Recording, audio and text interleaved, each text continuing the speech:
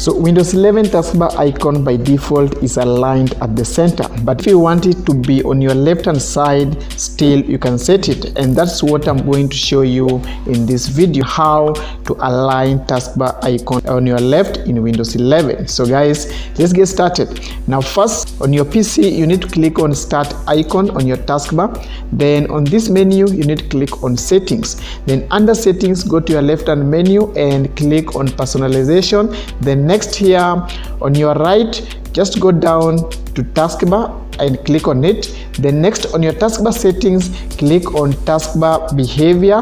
It's down here. Then below these settings, on taskbar alignment on your right hand side, mine is currently aligned at the center, so you need to click here. Then from these pop-up options we have left and center, so of course you need to click on left, and as you can see, your taskbar icon will be moved on your left hand side, right?